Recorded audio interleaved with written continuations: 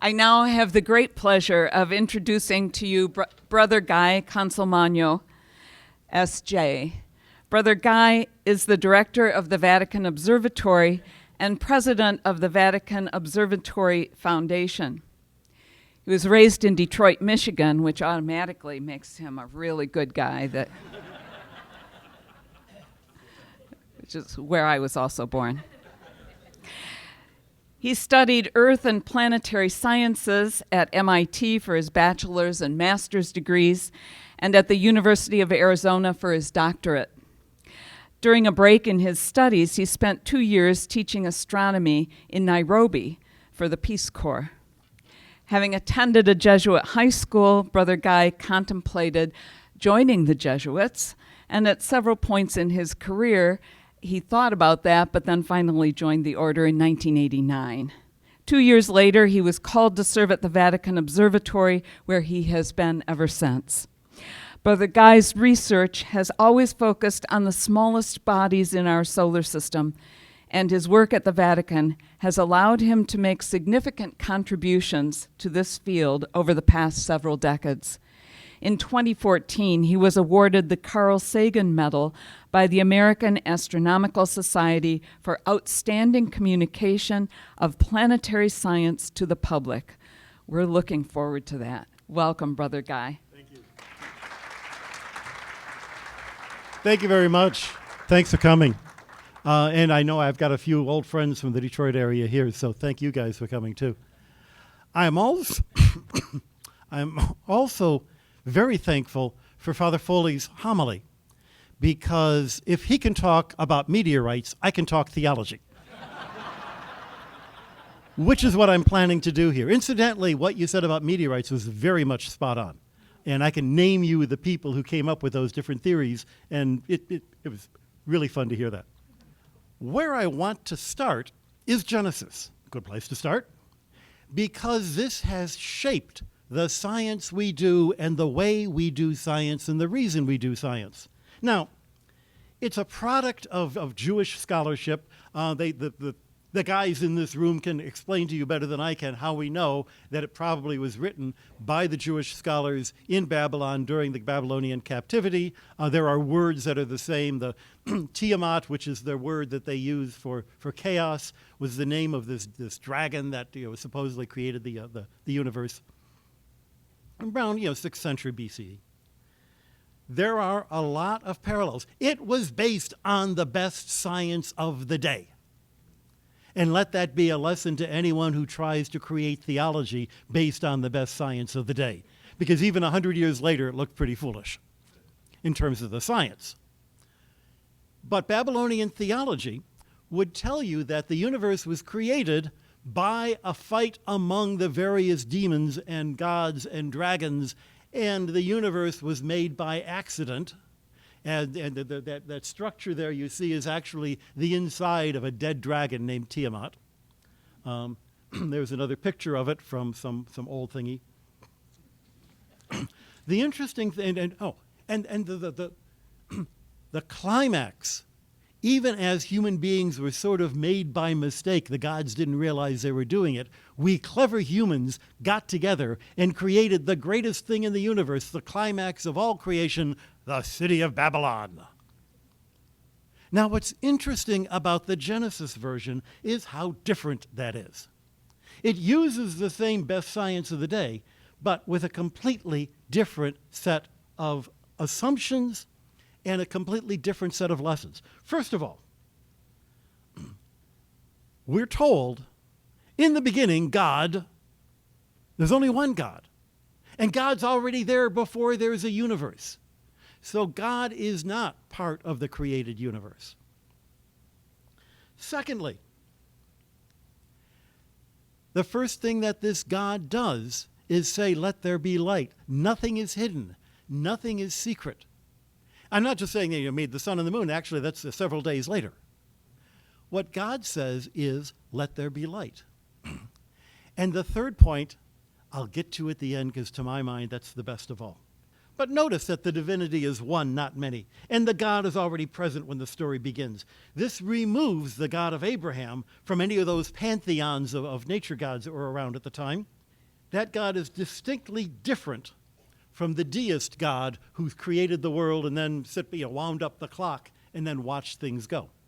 Because this God is not somebody who's making things happen inside the universe, but making the universe itself happen.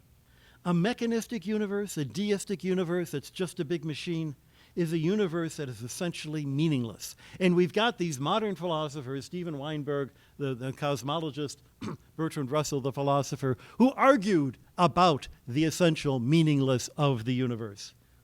Steven Weinberg, horrifyingly said, the more the universe seems comprehensible, the more it seems pointless. And he's right, in one sense. But Rabbi Jonathan Sacks, in this book, The Great Partnership, argues that that's hardly news. That's not something that came out of modern science. You find it in the book of Ecclesiastes, Vanity of Vanities. He retranslates that as meaningless, meaningless, says the teacher, utterly meaningless. Everything is meaningless. Man's fate is like that of the animals. The same fate awaits them both. As one dies, so dies the other. All have the same breath. Man has no advantage over the animal. Everything is meaningless. The author of Ecclesiastes put it better than Steven Weinberg. And, 2,500 years earlier. The point is, that Sachs argues, is that it is the supernatural of God outside the universe that gives God the possibility of giving the universe meaning. And he's quoting Wittgenstein in this. The sense of the world must lie outside the world. A chair has meaning only if there's something not chair sitting in it. Likewise, we need a supernatural God to be able to have God give meaning to the universe. And this is what Sachs calls the phenomenal invention of the Judeo-Christian, Jewish, Christian, Muslim worldview, to say that God is supernatural. This allows a God who can give the universe meaning, but it also recognizes that creation is different from and encompassing nature, which is a point that Pope Francis points out a number of places in Laudato Si. The difference between creation and nature. Nature is what I study as a scientist. Creation is the context in which I study nature. And that means that the Creator is not a replacement for the laws of nature. The Creator is not one of the forces in nature, but rather the Creator becomes the one who accounts for the existence of laws and forces in the first place. And that actually also means that you can't blame God for everything that happens. If nothing else, God has given this universe in us and other creatures like us, should there be others, free will, the ability to co-create this universe. On the other hand, because the Creator is the Creator, you can get to know God not in the things that he makes happen, but in the way that he creates. Just as we know who William Shakespeare was by reading his plays. Just as we know and love little kids by putting their pictures up on the refrigerators. The sky is God's refrigerator with all sorts of wonderful pictures up there. The second lesson, going back to what I'd mentioned before, is that Genesis is not an act of an accident of gods fighting among themselves. It is not the carcass of some animal that happened to get killed. Creation occurs because the God who is outside of creation deliberately spoke the word to choose to make creation. And again, I'll quote Pope Francis in Laudato Si. By the word of the Lord the heavens were made. He's quoting Psalm 33. This tells us that the world came about as the result of a decision, not from chaos, not from chance, and that exalts it all the more. The creating word expresses a free choice. The universe didn't emerge as the result of an arbitrary omnipotence. It was not a show of force. It was not God showing off, a desire for self-assertion. It was a deliberate choice. And Pope Benedict himself, at the beginning of the Liturgy of the Word on Easter night in 2014, I think it was. He points out, and I'm quoting him, there's the creation of the world. What the church hears on Easter night is above all the first element of creation. God says, let there be light. What is the creation account saying here? Light makes life possible. It makes encounter possible. It makes communication possible. It makes knowledge, access to reality and truth possible. And insofar as it makes knowledge possible, it makes freedom and progress possible. And this is the essential element in the relationship between the faiths of Abraham, Judaism, Christianity, Islam, and the study of nature. Remember, nature is the thing that I study. Creation is the thing that you guys study. It is by a deliberate decision of the Creator that our study of nature is made possible. And by implication, that's what makes science possible. What is science but our rational understanding of the act? Not only does it make science possible, it is encouraged by the Creator. Pope Francis, you may know, has a background in chemistry. He came to my lab. He looked at one of those meteorites. He even brought his own white lab coat. Creation and nature, which is the deliberate result of creation, is inherently good. The presence of evil, well, it comes up in chapter 3. I'm not going to get into that except to say that, remember, evil is only the absence of a good that ought to be there. And if you want to know more about that, anybody here who's done solid-state physics and knows the difference between an electron and a hole, evil is kind of like the hole. It behaves as if it was a real thing, but it's actually the absence of a thing. Paul, in the first letter of the Romans, says, since the beginning of time, God has been revealed in the things he's made. So, anyone who wants to study nature, to do the work we call science, is not only not forbidden, but actually encouraged to get to know God. Studying the universe as a scientist is one of the things that God wants us to do. Furthermore, where the Babylonian creation myth is aimed at promoting the city of Babylon as the logical climax of creation, Genesis has a very different destination. In Genesis, we see the universe being made in a logical order, as logical as day follows night. In Genesis, we see things acting out, creating, following a pattern that we human beings can see because there's light, and understand because we're given the rationality. But where is it all going? Going to a point of beauty and going to the Sabbath. The ultimate of creation is not the city of Babylon. It's not a thing. It is a moment. It is the Sabbath moment.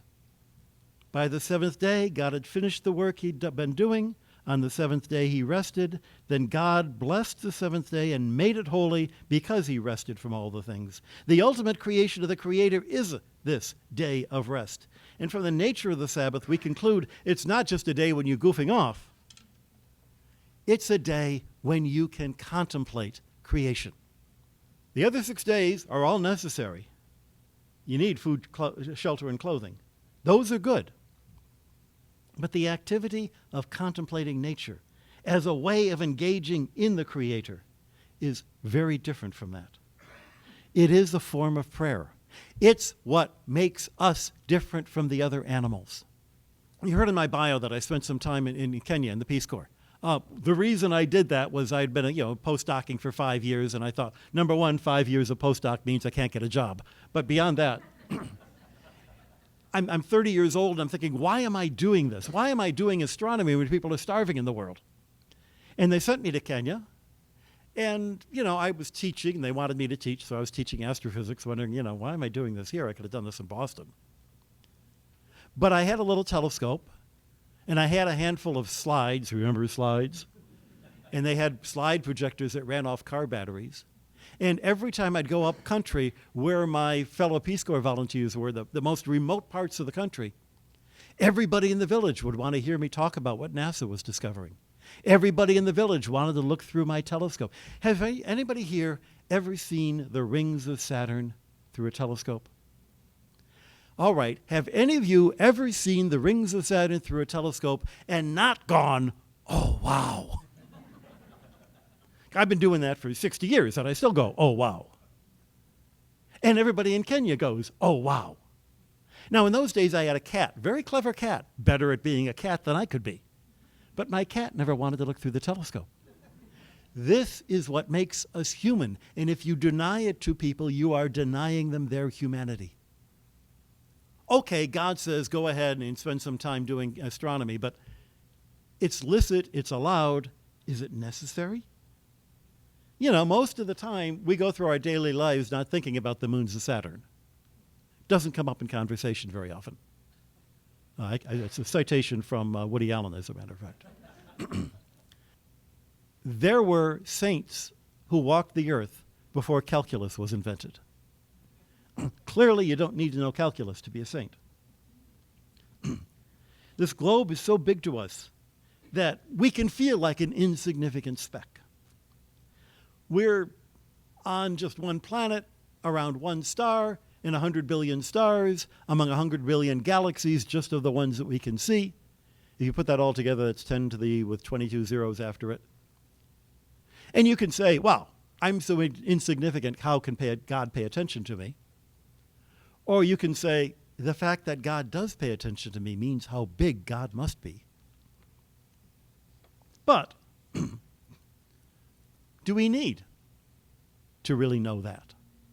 You know, the guy who wrote the first chapter of Genesis, whoever it was, probably didn't know that. Presumably he or she, turned out okay. Isn't leading a good life good enough? For that, I'll go to a different place in Scripture, the book of Job. You know the whole story. I don't know when was the last time you read it? Most of us think of Job as one of those downers of a book. It's not. It's got some great stuff in it. When Job in his crisis is complaining to God about the injustices he's endured, God responds in an interesting way. He says, to be self-satisfied with your ignorance is to limit yourself and to limit your relationship to God. Chapter 9, Job uses the immensity of creation to express this despair. And, how could I possibly talk to God? He's so big. You move mountains, you shake the earth, you command the sun. You do great things beyond understanding, marvelous things without number. But God rejects that. He doesn't want us to despair. By the time you get to chapter 38, he's challenging Job to confront, okay, yeah, you know so little. You know so little about the wonders of the universe. Not only the wonders that you can see like the constellations, but the reasons that explain how those things came to be, things that Job never thought about before. Then the Lord answered Job out of the whirlwind. Who is this that darkens counsel by words without knowledge? I'll question you. You'll declare to me, where were you when I laid the foundation of the earth? Tell me if you understand. Who determined its measurements? Surely you know. Who stretched the line on it? On whom were its bases sunk? Who laid the cornerstone? When the morning stars sang together and all the heavenly beings shouted for joy. Do you know the way to the dwelling of light? Do you know the laws of the sky?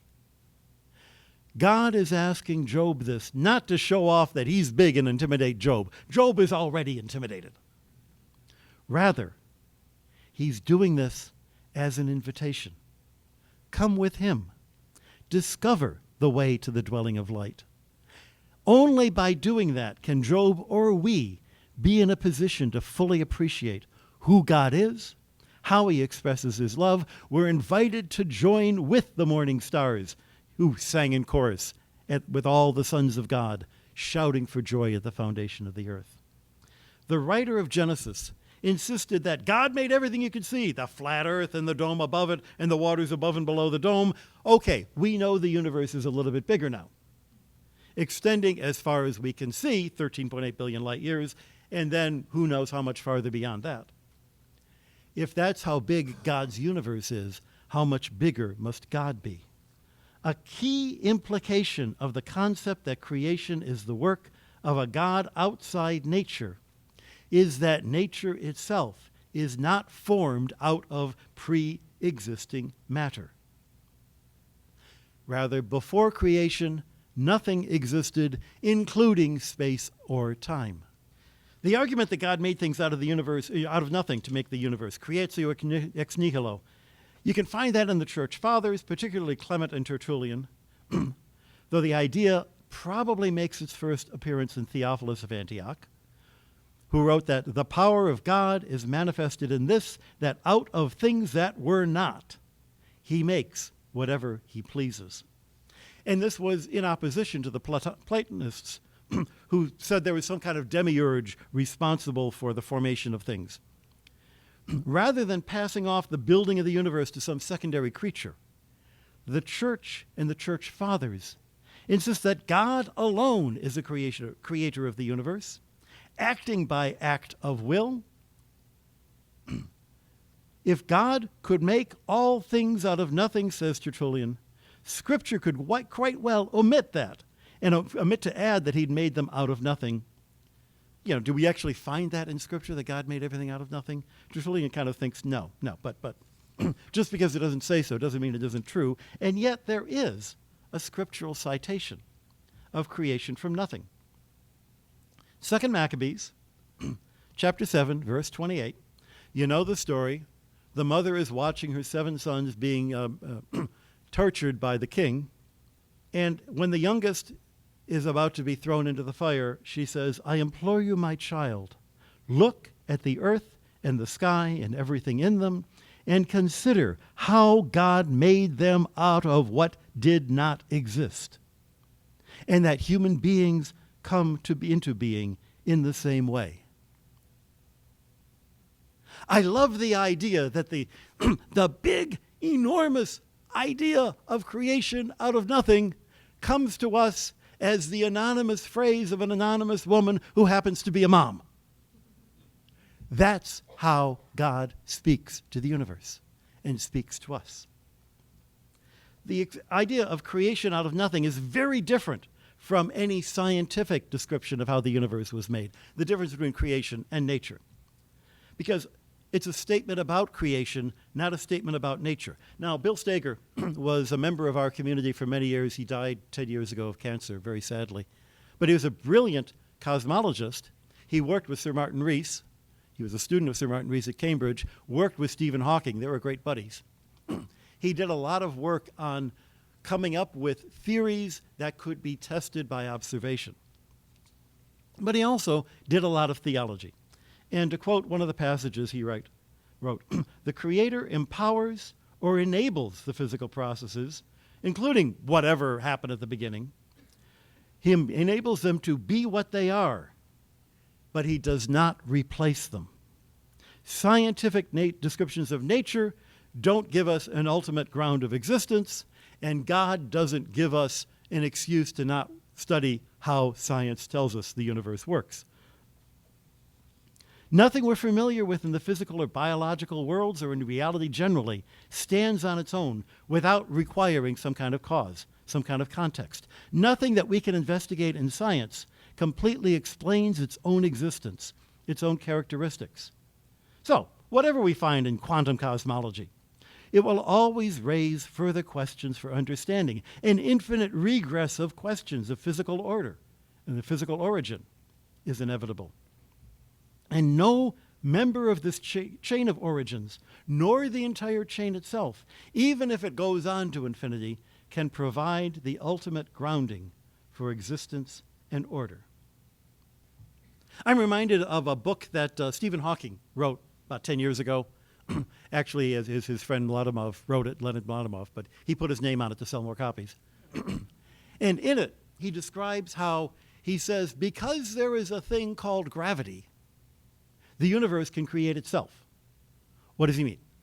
Well, we now know in relativity, assuming that we got it right, that gravity is the bending, the flexing of the space-time continuum. What does that mean? Don't ask.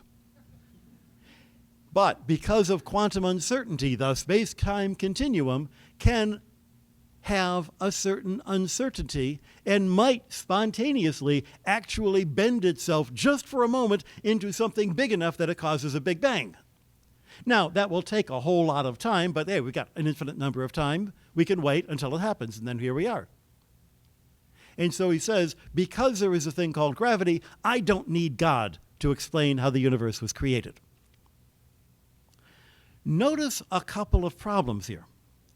Number one, he's saying that to him, God is the thing that caused the Big Bang. And then he says that gravity is the thing that caused the Big Bang. So he's not saying there is no God, he's saying that God is gravity. Which I guess explains why Catholics celebrate Mass.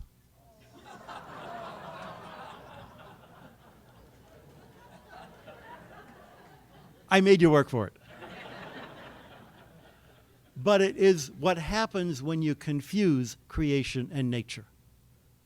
Because the creation doesn't happen 13.8 billion years ago. It happens outside of time, which is to say that it happens at every time. And we're right back to Thomas Aquinas and God maintaining the universe. Instead of being a part of nature, creation out of nothing proposes that the fundamental source of being itself is the Creator. The ultimate ground of being and order is supernatural. It's not an entity, it's not a process, it's not something that science can access. The Creator sustains the existence of reality. Without God, reality wouldn't exist. That makes God a cause different from the causes studied by science. More than just the prime cause of the deists. I'll end with one other point. Stephen Hawking, saying that we don't need God to start the Big Bang, then concluded he could be an atheist. He's right. If that's the God you want to reject, I'll reject that God too. There are lots of versions of God out there that I don't believe in. I'm closer to being an atheist than, some of my believe anything sets of friends. I only believe in one more God than Stephen Hawking. God isn't a force to be invoked to spell a progress, start a scene or two. God is the reason why existence exists.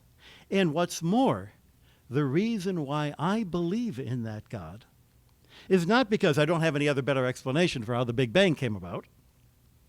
I believe in that God because of the person of Jesus Christ in history, in Scripture, in my own personal prayer, in my own personal life, because of my experience of God. And I believe because I have believed, because I have experienced what the physics of creation shows me but cannot explain.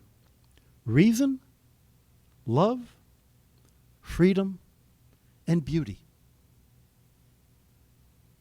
I can't imagine that a universe that didn't function logically, it would all fall apart. But I'm astonished at a universe that when it functions logically is also beautiful. Thank you very much.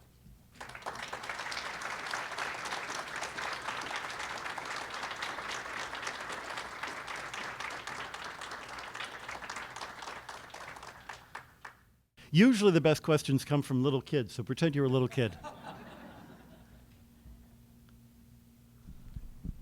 I don't know if you can answer this, but I'm a Jesuit, of course I will. Oh, I forgot. When bishops and popes write documents, they usually consult with people. Did you have anything to do with writing Laudato Si? No. Oh, okay. And that answers that question. Because because he had to talk to somebody. Right. He absolutely did. All right. I've been around the Vatican now 30 years. And what I've seen of the three popes I've gotten to see from a bit of a distance, but not too far, is that they all come into the job with a set of friends, with a set of experts, with people they know and trust.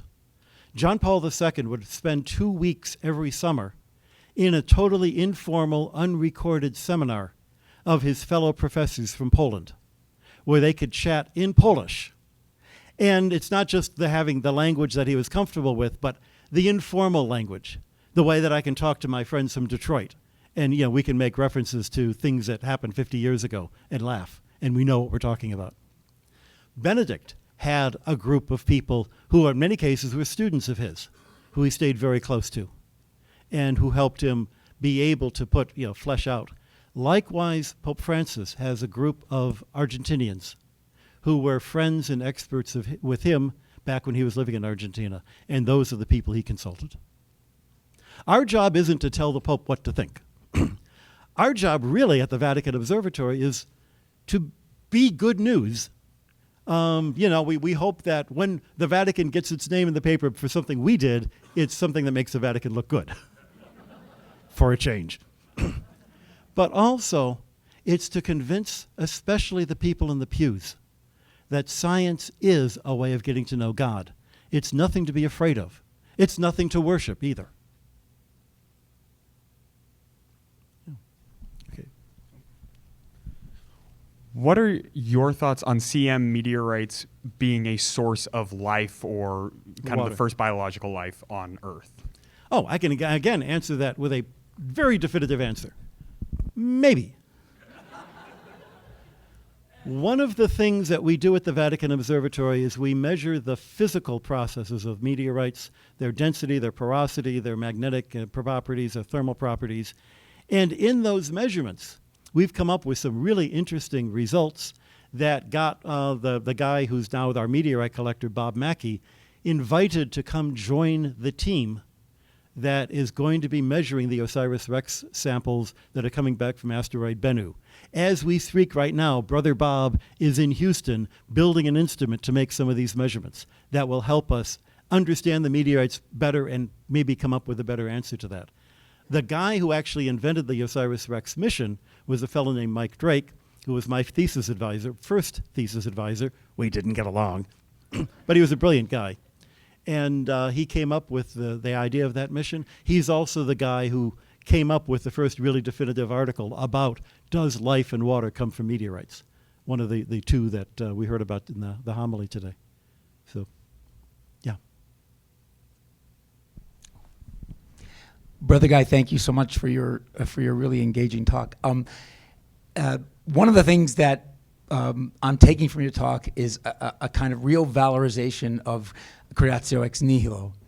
And I have to say that when I first read Catherine Keller's book, Faces of the Deep, toward the beginning of that book, she has this line where she says, Christian theology created creatio ex nihilo at the cost of its own depth. So there are like a lot of puns in that, right? And that whole book gets me to think. I think what she's trying to say is, it suggested that chaos isn't a fundamental dimension of creation as a verb, not necessarily as a noun, right? So, what would you say? Because she's trying to reject creatio ex nihilo and basically say, this is something that Christian theologians invented because of their own particular understanding of how God had to be kind of all-powerful, et cetera. What would you say to Catherine Keller that can help me kind of create in my own mind a productive conversation between your approach and hers? I'll first of all mention that I put Bill Steger's picture up there because I was stealing radically from him. So, he's the source that I would go to, his writings. Beyond that, just as there are a lot of versions of God that sound nice but I don't believe in, there are, I'm sure, versions and understanding of creatio ex nihilo that are probably well worth rejecting. And it sounds, if the things that she's pulling out of that, maybe the later theology that came out of that, I think is, could very well deserve to be questioned. The bigger point is that the universe is not made out of pre-existing stuff. That's the essential part. That God is not a creature inside the universe, except to the extent that God wills to become part of that. I think it was C.S. Lewis had the image of William Shakespeare writing a play where one of the characters is named William Shakespeare. But beyond that, there's plenty of room to play and plenty of room to argue. And what the implications of that come out to be. Thank you, Brother Guy, for your talk. I really enjoyed it. You talked about God as outside of creation. How would you feel with the theological notion of panentheism? If it means that God is everywhere, of course. If it means that God is controlling everything at every moment, I think that's specifically what Christianity does not believe. And so I'm showing my ignorance of what the current use of that word is, because I'm not a theologian. I'll instead fall back on an image that G.K. Chesterton has in Orthodoxy, where he says that, to the ancients, God was a mother who you had to tremble. I'm sorry, creation was a mother. The earth was a mother. Nature was a mother, Mother Nature, and you had to tremble before it. Those who rejected that idea and want to exploit nature see nature as being inanimate, having no soul, having nothing to think about, nothing to worry about. We can do anything we want. And Chesterton says the proper idea that comes out of Laudato Si, of the original Laudato Si of St. Francis. Nature is not our mother. Nature is our sibling. We both have a common father. Nature is not only our sister, but a little sister, one that we can laugh at and enjoy dancing and singing and having a great time. And you would neither worship nor exploit your little sister, at least I hope. So that is the relationship between where God is and where we are and nature, in that we are all creatures of the same Father, if you will.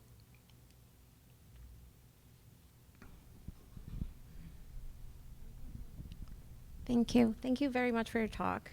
I have a question that might be pretty simple, and people who have been in theology a lot longer than I, who had just started a few months ago, well, throw tomatoes at me, but I have to. Before I ask it, though, I want to say thank you. I am a scientist. I'm a particle physicist, just starting in theology. And I just read this book by you called Finding God in the Universe. Oh my gosh, that is so old. And it's the tiniest book, but I'll tell you, right. You said something today and in this book that really struck me about a moment when you wondered why. What's the book again? Finding God in the Universe. My theology. Finding God in the Universe. I didn't recognize it. That's the American edition that's got a red cover. Yeah. And I only knew the English edition that has a green cover. I read it. I have a friend who catalogs all his books by color, because he can never remember the title of the book, just the color of the cover. So yeah, that's a fairly new awesome. one, and I kind of like that. Yeah. Today you said something along the lines of there are people starving in the world. Why am I doing this? And as a particle physicist, I can tell you, I've been there.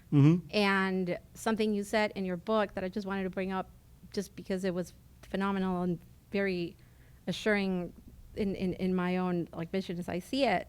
You said, science is not only an act of prayer in the generic sense of an encounter with Creator, it is also the specific prayer of the Suscipe of San Ignatians. And you also said leaping headlong into the universe is accepting and returning the loving embrace of creation and its Creator. And I just wanted to say as a scientist that is a beautiful way to describe what doing science and marveling at God's creation is. Now, here goes my basic question. And again, sorry to the audience, because there must be a really good reason for this. Why is creatio ex nihilo not supported by Genesis 1? And that I think a lot of people's reading of Genesis 1:1 is God created out of a chaos. God created something that was formless and void, maybe time and space. Genesis 1 was probably written about 600 before the Common Era. And Maccabees 2 was probably written about 100, 150. Am I getting those dates right? There's 500 years of thinking that's gone on in between. And I think what we're seeing is the development of human thought. And I don't think it stopped. It's absolutely worthwhile reading stuff, philosophy, from 600 years ago, from 1,000 years ago, from the time of Aristotle. You could not be a philosopher without reading Aristotle. But you'd be a terrible philosopher if that's all you read. You also want to be able to read what other people thought about Aristotle. And in this sense, philosophy is like astronomy. Astronomy is not the study of stars and planets. Astronomy is the study of what other people have already said about stars and planets. And philosophy is the study of what other people have already said about these ideas. And it's part of being that community why we have schools. When I was a little kid, and this is a picture out of the book. When I was a little kid, growing up in summertime in the Thumb area of Michigan, in the summer cottage, the grown-ups would all get around on a Friday evening and have a fire and pull out the beer and talk about everything under the universe. And we little kids would hide in the shadows, listening to them, not really knowing what they were talking about, when someday I'll be able to say something that'll raise a chuckle or make them go, oh, wow. That's what graduate school is. We're in the shadows listening to the grown-ups, waiting for the moment when we can add our own little addition. Because it's not about the thing itself. It's about what we human beings are thinking about the thing. Other people here who know the theology better than me could probably come up with a better answer. That's the one I've got. Okay. And we've got three people. Sorry. Hi, Father Guy. Brother Guy. Brother Guy. Thanks for coming, a great inspiration. I've always wondered, and I got a question for you with your opinion and your expertise. Here we are, a small little solar system in a Milky Way galaxy that if you were to be in a spaceship flying at the speed of light, to fly from one end of our galaxy through the other end would take 100,000 years. And you've got billions of galaxies out there. I mean, what is your opinion? Why would God just create humans on this planet? I have a feeling that there's humans on other planets and other galaxies. And To quote Carl Sagan, it sure would be a waste of space. Yeah, but when do you think we'll make contact with them, if ever? And don't you agree with me that there's got to be other human life out there, the image of God? There's a couple of great things. It's a great question because it's the kind of question that doesn't have an answer. It's a kind of question that you can pull at and poke at, and I'll give you a couple of pokes and prods. We have discovered within our local neighborhood of the Milky Way galaxy something like 6,000 stars with planets. 6,000 different solar systems. Do you know how many of them look like our solar system? None. We have discovered, 6,000 to 8,000 planets. And every now and then there's, a press release from another college PR department. Earth-like planet discovered. No, we have never discovered an Earth-like planet. Planet Earth is really weird. Our solar system is very unusual. Yes, our sun is a star, but most stars are not suns. There are very different kind of radio emission. Most of them are a lot smaller than our sun. They give out a lot more radiation. They, would sterilize things.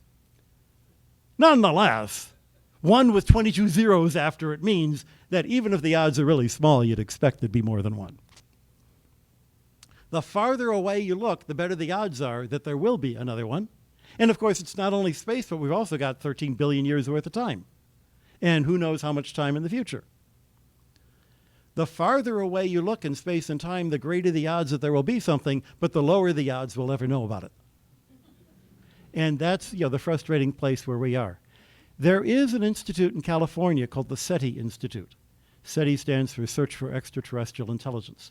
And they're real scientists, getting money from NASA to explore planetary systems and life in extreme environments, and doing the kind of science that's good science, whether or not we actually ever find this other life. They have a science advisory board to make sure they're doing good science. I'm on that board. If you came to me and said, I've got a new way of looking for life, and I think it's scientifically interesting, and the results will be worthwhile regardless of what we learn, we'll just learn one thing or another, and you want my resources and you're a member of my observatory, I'd say go ahead and look for it. It would be crazy not to look if it turns out it's right up there on the surface. If you're asking me for money to study UFOs, I'd probably tell you to go away. And the reason I don't believe in UFOs is this guy. We now have a zillion cell phone cameras and no better UFO pictures than we had 50 years ago. In both cases, I could be wrong, and I don't know. So you make the choices based on your gut as much as anything else. I really hope there's life, at least, elsewhere, because we only will understand what life is when we see more than one kind of life. I think that thinking about other intelligent beings is a great thing, because then it forces us to think about what makes us in a relationship with God, and why do we think we're the only ones. In fact, the idea that we're the only ones is not an ancient idea. It's an idea out of the Enlightenment, the humanists. And the Enlightenment was that marvelous adolescence of human thought where every stupid idea that ever came up was adopted by some philosopher that we hope to eventually outgrow. But, I believe in a religion that's happy to talk about angels as other creatures of God who are in a relationship with God. I was taught that, the essence of the human soul was intellect and free will. I've been desperately trying to find where that came from. The guys who taught me in high school are long dead. So if you can tell me a source where soul, intellect, and free will comes from. Aquinas talks about the intellect. He talks about the free will. I can't find the place where he says this is what the image and likeness of God is. But I think that's a pretty good description. And that means that any creature, regardless of how many tentacles, if they are aware of themselves and aware of the possibility of an other and wondering about why am I here, and wondering about was there a creation and a creator, and free to do something about that, they're not aliens. They're our cousins. They're our brothers, sisters, because we all have that image and likeness of God. And it is for that the universe exists. It is for the fact that we can love that God can express love in a universe. That makes us, not just me and not just you, but any other creatures out there capable of love, the reason why the universe was created. And God does tend to be pretty extravagant. Thanks a whole lot, everybody, for coming.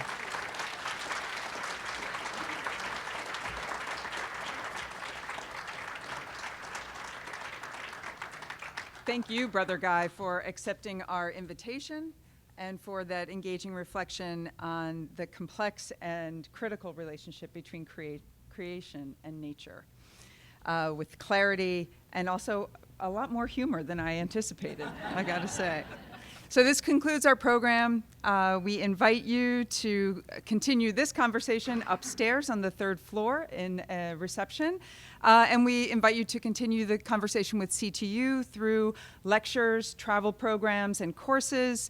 All information can be found on our website at ctu.edu and our media platform, Learn at CTU. And please also follow us on our social media platforms. Our programs continue. Tomorrow night is our Spring Shapiro Lecture, which is part of our Catholic Jewish Studies program with Dr. Sam Liebens, who will be with us here from the University of Haifa, presenting on the identity of communities over time. April 19th, we'll be back together with Change, Hope, and the Catholic Church, a program about women and the diaconate. And please be sure to join us on April 26th, when we will award Brian Stevenson of the Equal Justice Initiative our Blessed Are the Peacemakers honor. Lastly, you have the information on your program. Our Summer at CTU course catalog is up, and we welcome auditing students. We're delighted you could be with us. We look forward to seeing you on the 3rd floor. Brother Guy, thank you once again. Thank you, everyone. Thanks for laughing.